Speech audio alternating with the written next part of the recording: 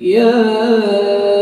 أيها الذين آمنوا كتب عليكم الصيام كما كتب على الذين من قبلكم لعلكم تتقون أياما معدودات فمن كان منكم مريضا أو على سفر فعدة من أيام أخر وعلى الذين يطيقونه فدية طعام مساكين فمن تطوع خيرا فهو خير له وأن تصوموا خير لكم إن كنتم تعلمون شهر رمضان الذي أنزل فيه القرآن هدى للناس وبينات من الهدى والفرقان فمن شهد منكم الشهر فليصمه ومن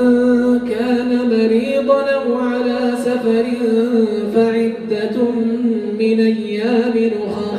يريد الله بكم اليسر ولا يريد بكم العسر ولتكملوا العدة ولتكبروا الله على ما هداكم ولعلكم تشكرون وإذا سألك عبادي عني فإني قريب نجيب دعوة الداعي إذا دعان فليستجيبوا لي وليؤمنوا بي لعلهم يرشدون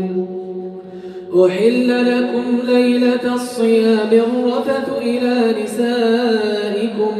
هن لباس لكم وأنتم لباس لهن علم الله أنكم كنتم تختانون أنفسكم فتاب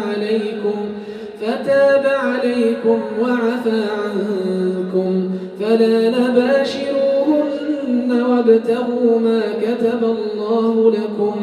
وكلوا واشربوا حتى يتبين لكم الخيط الأبيض من الخيط الأسود من الفجر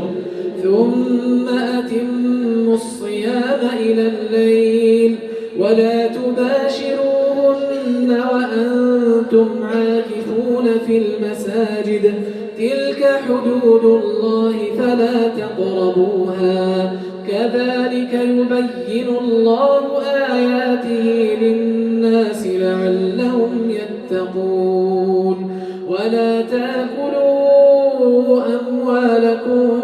بينكم بالباطل وتدلوا بها إلى الحكام لتأكلوا فريقا من أموال الناس بالإثم وأنتم تعلمون